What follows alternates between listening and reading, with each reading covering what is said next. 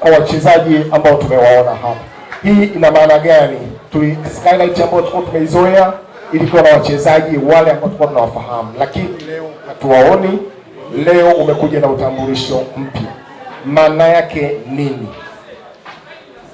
Maana yake ni kwamba klabu imekuwa, na huu ni utaratibu wa kawaida kwa watu kukua kama ambavyo klabu zingine zinakuwa.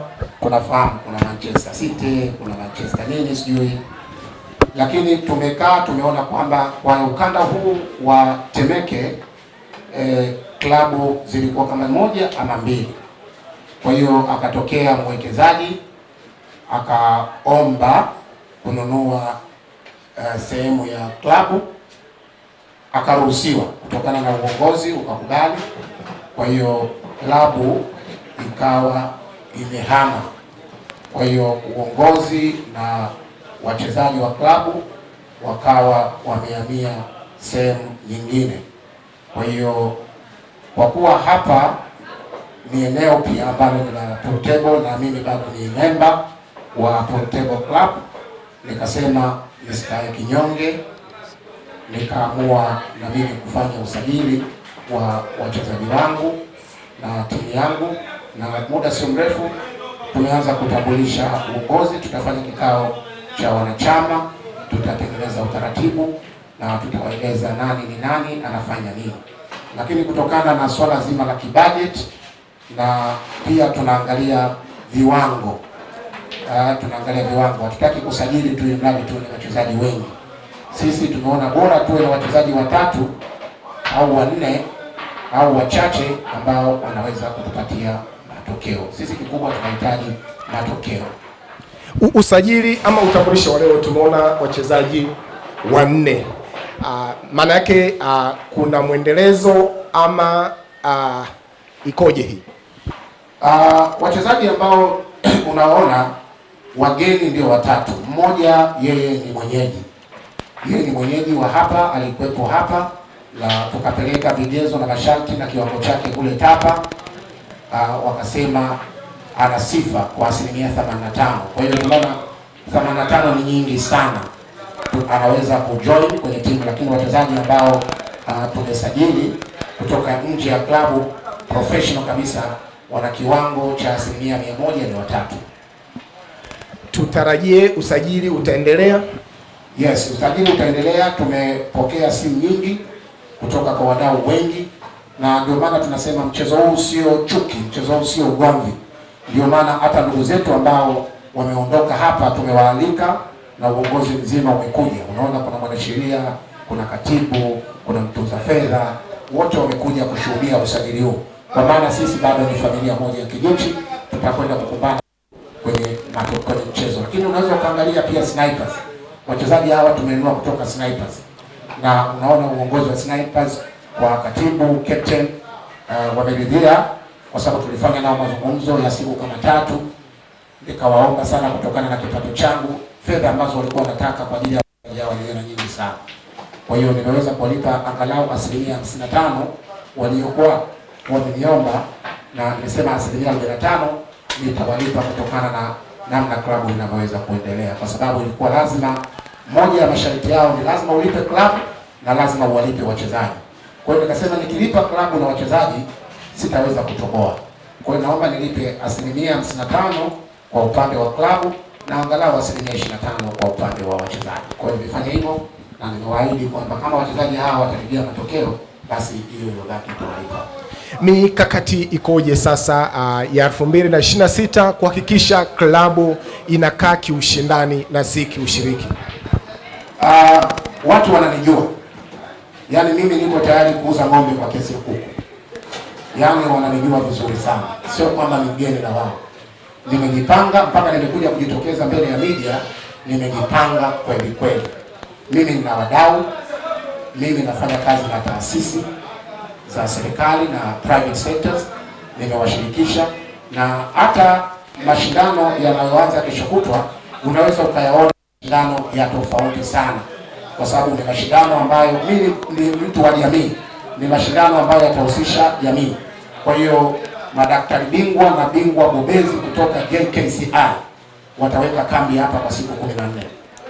Kwa hiyo wananchi wote wa Mbagala, wananchi wote wa Temeke watafanya vipimo na check-up za magonjwa yote yanayoambukiza na asiyoambukiza, hususan magonjwa ya moyo, bure kabisa.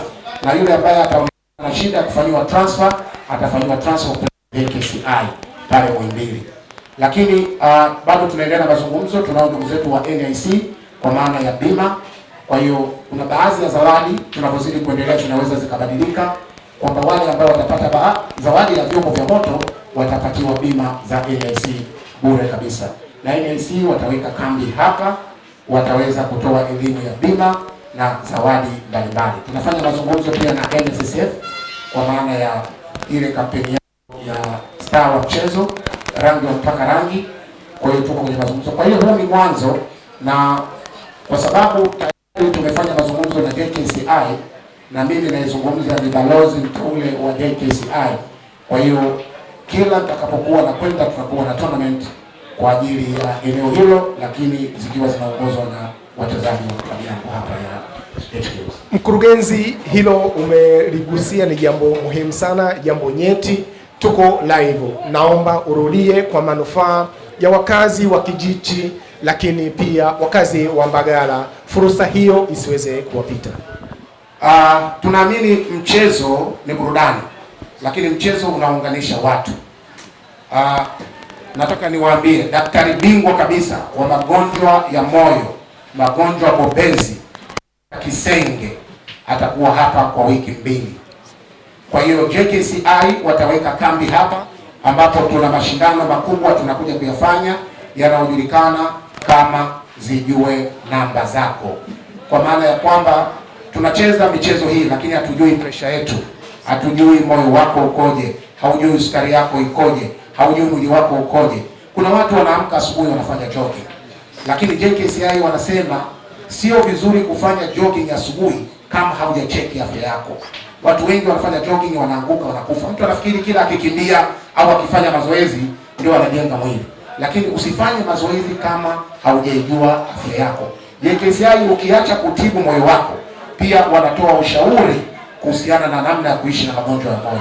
Wanatoa ushauri namna ya kuishi na moyo wako, lakini pia wana huduma nyingine maalum. Ukiwa mteja wa JKCI, maana yake utapewa kifaa maalum.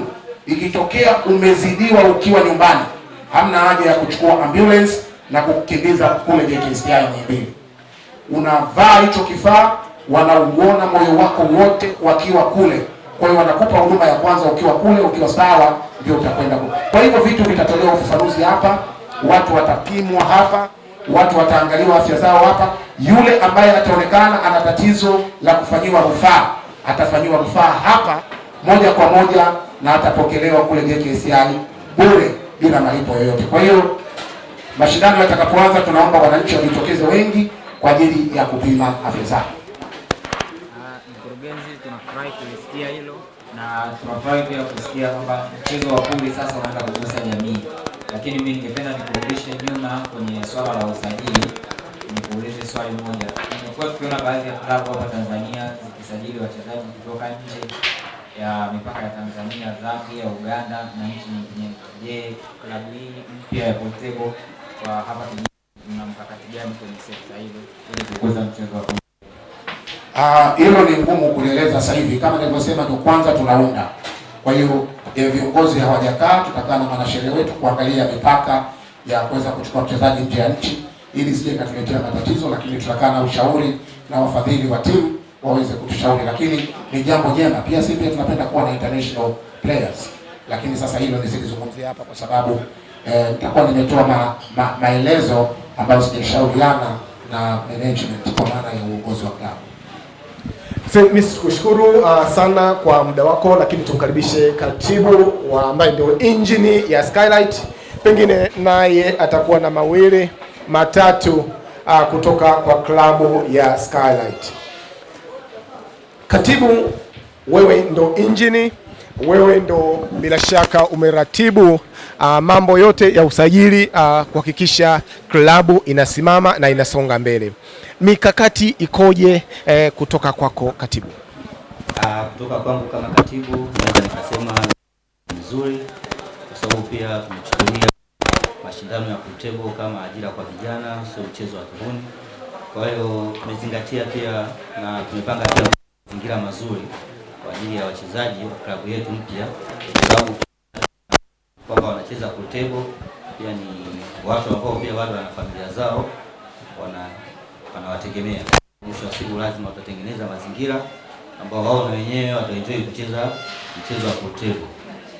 Usajili mlioufanya wa wachezaji, mna hakika kwamba utakwenda kuleta ushindani mbele ya klabu zingine? Uhakika upo kwa sababu tumefanya vetting, tumefanya scanning ya kutosha, na wachezaji tuliowachukua sio wachezaji ambao tumewachukua tu kienyeji, ni wachezaji ambao wanajulikana, wanatoka timu kubwa na hata mchango wao ni mkubwa katika mchezo wa pool table. Tungependa kujua kwa namna gani sasa hao wachezaji wenu wapya wanaenda kufaidika, kwa sababu kwa namna nyingine tunasema kama nyie wameshakuwa watoto wenu, sasa nyie ndio walezi wao, yani ndio wazazi wao. Ni kwa namna gani mnaenda kuwafaidisha ili kuweza kuinua na kutia motisha kwa vijana wengi mchezo na kujituma zaidi? Asante. Kwa upande wa kuwanufaisha, sisi tumejaribu kuweka hivyo vitu katika mikataba ambayo tumewapa, kwa sababu sisi hatuangalii tu kwamba waje wacheze mchezo wa pool table hapo mwisho wa siku maisha yaishie hapo. Sisi tunaangalia kesho yao, lakini pia maisha mengine ya mbele baadaye kwao. Katibu, tukushukuru sana. Tunaomba mchezaji mmoja ambaye atawakilisha wachezaji wengine. Abedi Dau, nakuomba kwa niaba ya wachezaji ambao ni new kama kwenye klabu ya Skylight. Abedi Dau, wewe ni mchezaji mkongwe, mchezaji bobezi, mchezaji ambaye unatazamwa na wadau wengi. Umeingia rasmi kwenye klabu ya Skylight, pengine umepokeaje hili kwanza? Kwa mimi, kwa upande wangu pamoja na wenzangu, mimi nahisi tumelipokea vizuri, kwa sababu tumetoka kwa mwenyekiti tupo kwa mlezi wa TAPA. Kwa hiyo hakuna utofauti, kwa hiyo mwendelezo ni ule ule, hakuna kingine. Tutarajie nini na timu ambayo umeingia nayo Skylight? Tutarajie vitu vikubwa, kwa sababu tupo sehemu mpya na changamoto zitakuwa mpya. Kwa hiyo mimi naamini tulipotoka na tulipokuja ndo pagumu kuliko tulipotoka. Kwa hiyo sisi tukujipanga na klabu yetu na uongozi wetu pia nahisi ndo utakuwa umejipanga vizuri zaidi. Kama tulivyoshuhudia kwamba mmetambulishwa wachezaji wanne, lakini tukiangalia katika uwanja huu kuna umati mkubwa wa watu na wote wana mwamko wa pool table. Je, wachezaji professional na wachezaji ambao kwa namna moja au nyingine tayari mmeshatengeneza majina yenu kwa hapa nchini Tanzania, je, mna nini cha kukileta cha tofauti kwa watu ambao wako katika eneo hili na wana mwamko wa pool table? Kipo cha kukileta kikubwa, kwa sababu nahisi vilivyokuwa vinafanyika Sinza Kijichi vilikuwa vifanyiki. Sasa safari hii vitafanyika vitu vingi zaidi ya Sinza. Kwa hiyo na kijana wangu mmoja bwana anaitwa Tizo. Yule ni kijana wa Mbeya. Kwa show ataziona na wataendelea kujifunza. Pia nitashauri klabu yangu pia tuwe na vijana wadogo ili tuweze kukuza, kuwe na klabu mbili za watoto na wakubwa. Nadhani hivyo viongozi aliwezi kuwashinda. Na pia tukiangalia katika wachezaji wote ambao wametambulishwa siku ya leo, kwa namna moja au nyingine naweza nikasema wewe ndo senior mchezaji pro ambaye umekuwa kwenye game kwa muda mrefu sana. Je, ni kwa namna gani utawaongoza wenzako katika kufikia malengo ya klabu, kwa sababu mmetambulishwa mbele ya hadhara, so ni lazima mlete matokeo. Kuna mkakati gani wewe kama mchezaji kiongozi na mchezaji senior kwenye timu? Mikakati ni mingi. Kwanza kwa klabu nilotoka mimi nilikuwa ni captain.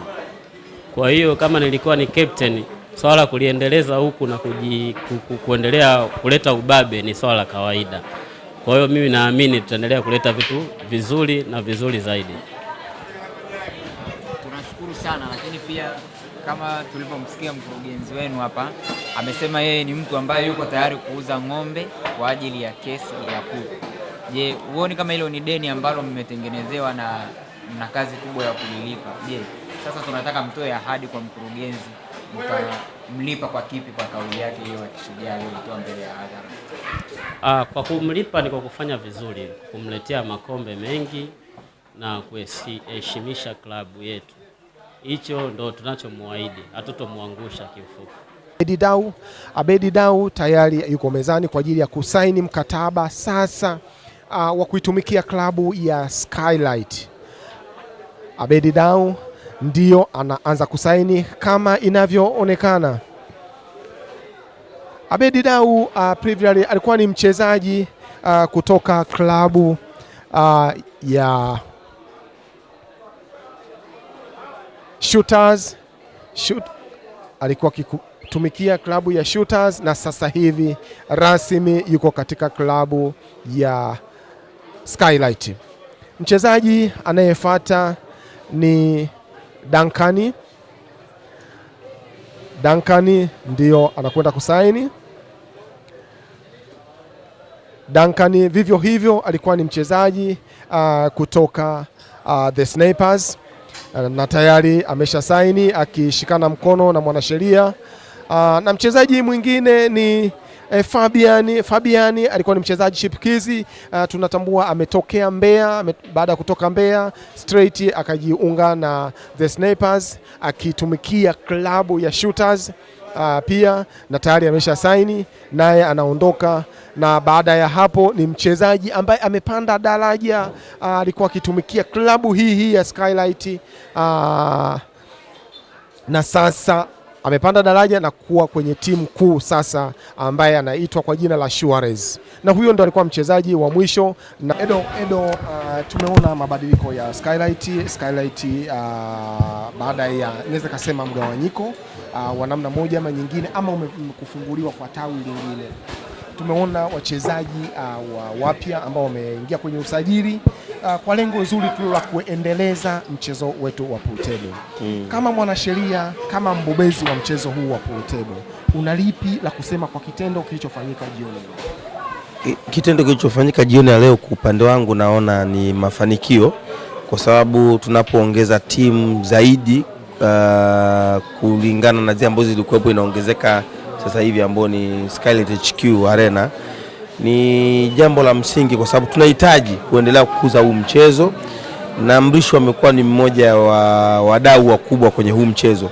Kwa hiyo upande wangu mimi hili ni jambo jema sana, kuongeza timu ni jambo kubwa sana. Lakini kuongeza timu ni kitu kingine na kuleta ushindani wa dhati ni kitu kingine. Hiki kilichofanyika ni sahihi kweli? Tutaraji utakuwepo ushindano wa dhati?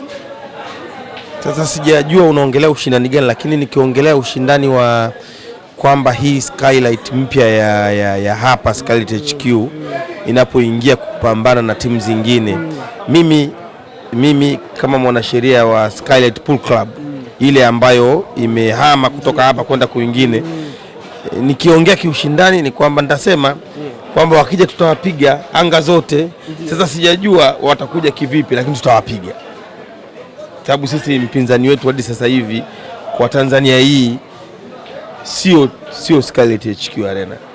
Sisi wapinzani wetu ni Q Master na Sniper, ndio wapinzani ambao wanaweza wakatusumbua kidogo, lakini na wao huwa wanaangukia pua. Sasa hawa hatuwezi kuwaingiza kwa sababu hawajacheza mechi yoyote, kwa siwezi kuongelea itakuwaje au itakuwaje baada ya kuwa wameingia, lakini ninachowaahidi ni kwamba wasifikiri ni rahisi, watakutana na vipigo vya kutosha. Mheshimiwa, tuna ugeni nchini Tanzania, mchezaji kutoka Uganda. Miongoni mwa wachezaji nguli ni wachezaji wawili kutoka klabu yako wanataraji kuingia kwenye mtanange wa kiushindani na mchezaji kutoka Uganda, George Sakasozi. Michezo hiyo miwili kwa ujumla unaitazamaje?